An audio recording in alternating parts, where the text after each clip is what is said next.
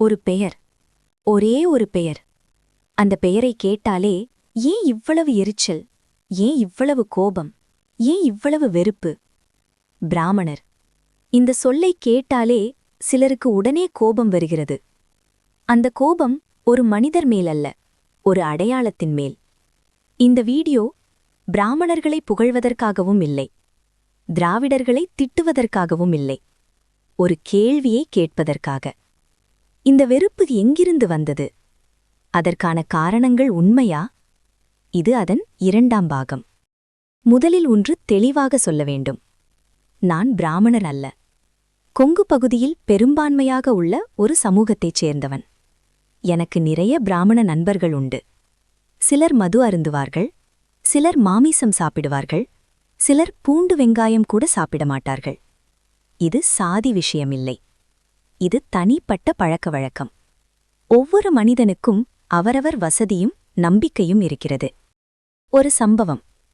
வெங்காயம் விலை உயர்ந்தபோது ஒரு மத்திய அமைச்சர் சொன்னார், நான் பூண்டு வெங்காயம் சாப்பிட மாட்டேன், அதனால் விலை தெரியாது. இந்த வார்த்தை ஒரு அமைச்சர் சொல்லக்கூடாதது. அதில் மாற்று கருத்தே இல்லை. ஆனால் விமர்சனம் எங்கே போனது? ஒரு நிதியமைச்சருக்கு விலை தெரியாதா? நிர்வாக தோல்வியா? இவற்றுக்கு பதிலாக அவர் சேர்ந்த சமூகம் தாக்கப்பட்டது. அந்த இடத்தில் விவாதம் புது நிர்வாகத்திலிருந்து சாதி வெறுப்புக்கு மாறியது.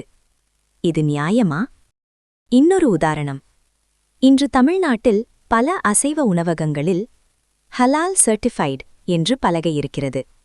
நான் இதை குறை சொல்லவில்லை. அது ஒரு மத நம்பிக்கை.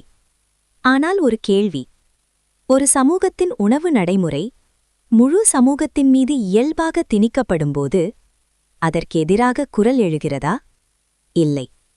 ஆனால் தமிழ்நாட்டில் 2-3% மட்டும் உள்ள பிராமணர்கள், அவர்கள் வாழ்க்கை முறையை வைத்து ஏன் இவ்வளவு பெரிய எதிர்ப்பு? இதில் கோபம் மனிதர்கள் மேலல்ல, அவர்கள் இந்துக்கள் என்பதால்தானே? ஒரு விஷயம் சிந்தியுங்கள். தமிழ்நாட்டில் பிராமணர்கள் சுமார் 3%, இந்துக்கள் சுமார் 80%. அப்படியென்றால் 3% மக்கள் 80% மக்களை எப்படி கட்டுப்படுத்த முடியும்? இந்த லாஜிக்கிலேயே அவர்கள் எல்லாவற்றுக்கும் காரணம் என்ற வாதம் உடைந்து போகிறது. பிராமணர்கள் தமிழ்நாட்டில் மட்டும்தான் இருக்கிறார்களா? இல்லை. கர்நாடகா, மகாராஷ்டிரா, உத்தரப்பிரதேசம், குஜராத் எங்கெல்லாம் இருக்கிறார்கள்? அங்கே இவ்வளவு சமூக வெறுப்பு இருக்கிறதா? இல்லை. அங்குள்ள மக்கள் பிராமணர்களை ஒரு சமூகமாக பார்க்கிறார்கள், ஒரு எதிரியாக அல்ல. நம் கலாச்சாரம் மூத்தவர்களை மதிப்பது, காலில் விழுவது, ஆசீர்வாதம் பெறுவது. இது ஏன் இங்கே கேலியாக மாறியது? ஒரு கேள்வி. திராவிட ஆட்சியால்தான் தமிழ்நாடு முன்னேறியது என்று சொல்வோர், இந்தியாவில் அதிக ஜிடிபி தரும் மாநிலம் எது? ஐடி துறையில் முன்னணி மாநிலம் எது? விவசாய உற்பத்தியில் முன்னேறிய மாநிலங்கள் எவை? இந்த பதில்கள் ஒரே மாநிலத்துக்கு மட்டும் சொந்தமா? முன்னேற்றம் ஒரு ஐடியாலஜியால் மட்டும் வரவில்லை. அது பல தலைமுறைகளின் உழைப்பு. பிராமணர்கள் கீழ்சாதியினரை படிக்க விடவில்லை என்று ஒரு பொதுவான குற்றச்சாட்டு. ஆனால் வரலாறு? அயோத்திதாஸ், ரெட்டமலை ஸ்ரீனிவாசன், MC ராஜா, அம்பேத்கர் படித்த காலம் கவனிக்கவும். இவர்களை படித்தவர்கள் யார்? எந்த காலத்தில் அவர்கள் கல்வி பெற்றார்கள்? வரலாறு ஒரே நிறத்தில் இல்லை. சுதந்திர போராட்டம். சுப்பிரமணிய பாரதி, ராஜாஜி, சத்யமூர்த்தி, VVS ஐயர் இவர்கள் யாருக்காக போராடினார்கள்? ஒரு சாதிக்காக அல்ல, ஒரு மதத்துக்காக அல்ல, இந்தியாவுக்காக. பிரச்சனை பிராமணர்கள் அல்ல, பிரச்சனை ஒரு ஐடியாலஜி. அது ஹிந்து மதத்தை, ஹிந்து கலாச்சாரத்தை, பழமையான அடையாளங்களை அழிக்க வேண்டும் என்று நினைப்பது. மனிதர்களை அல்ல, அடையாளங்களை எதிர்க்கும் அரசியல். ஒரு கடைசி கேள்வி. எந்த பிராமணன் உன்னை மது குடிக்காதே என்றான்? மாமிசம் சாப்பிடாதே என்றானா? அல்லது கடவுளை நம்பாதே என்றானா? அல்லது உன் பழக்கங்களை மாற்றியது அரசியலா, கலாச்சார மாற்றமா? ஒரு முக்கியமான கேள்வியை இங்கே நாம் நேர்மையாக கேட்க வேண்டிய தருணம் இது. தமிழ்நாட்டில் பிராமண எதிர்ப்பு கலாச்சாரம் உண்மையில் எப்போது தொடங்கியது? வரலாறை பின்னோக்கி பார்த்தால் ஒரு விஷயம் தெளிவாக தெரிகிறது. ஈ.வி. ராமசாமி மற்றும் திராவிட இயக்கங்கள் உருவான பிறகுதான் பிராமணர் என்ற அடையாளம் ஒரு சமூகமாக இல்லாமல் ஒரு எதிரியாக கட்டமைக்கப்பட்டது.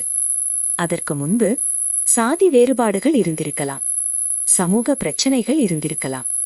ஆனால் ஒரு சமூகத்தை மொத்தமாக குறிப்பிட்ட அரசியல் இலக்குக்காக தொடர்ச்சியாக தாக்கும் கலாச்சாரம் அதற்கு பிறகுதான் தீவிரமானது. இங்கே இன்னொரு கேள்வி வருகிறது. ஏன் மற்ற சமூகங்கள் அல்ல? ஏன் ஒரு குறிப்பிட்ட சமூகமே தொடர்ந்து குறிவைக்கப்பட்டது? நீங்கள் என்றாவது சிந்தித்து பார்த்திருக்கிறீர்களா? ஏனெனில் அவர்கள் இந்து மதத்தின் அடையாளமாக பொதுவெளியில் காட்டப்பட்டார்கள். மதத்தை எதிர்க்க வேண்டுமென்றால் முதலில் அடையாளத்தை உடைக்க வேண்டும். அதற்கான எளிதான இலக்கு பிராமணர் என்ற பெயர். இது மனிதர்களை எதிரான போராட்டம் அல்ல, இது ஒரு கலாச்சார அடையாளத்துக்கு எதிரான அரசியல். இன்னொரு விஷயம், ராமசாமி நாயக்கருக்கு யுனெஸ்கோ விருது வழங்கப்பட்டது என்று பலர் நம்புகிறோம். ஆனால் அதற்கு அதிகாரப்பூர்வ ஆதாரம் இருக்கிறதா? யுனெஸ்கோ வரலாற்றில் அந்த விருது பட்டியலில் அந்த பெயர் இருக்கிறதா? இந்த கேள்விகளை நாம் எத்தனை பேர் கேட்டிருக்கிறோம்? இல்லை. ஏனெனில் நமக்கு சொல்லப்பட்டதை சிந்திக்காமல் ஏற்றுக்கொள்ளும் ஒரு பழக்கம் நமக்குள் உருவாக்கப்பட்டுள்ளது. அதனால்தான் ஏன், எதற்கு, யாருக்கு லாபம் என்ற அடிப்படை கேள்விகளையே நாம் கேட்க மறந்துவிட்டோம். இன்னொரு எளிய உதாரணம் தமிழ்நாட்டில் இருக்கிற அனைவருக்கும் தெரியும்.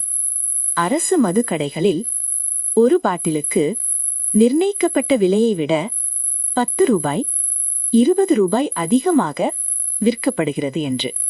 இது வெளிப்படையான உண்மை. ஆனால் அதை நாம் எத்தனை பேர் தட்டி கேட்டோம்? அந்த ஊழலுக்கு எதிராக எத்தனை பேர் குரல் எழுப்பினோம்? பெரும்பாலும் இல்லை.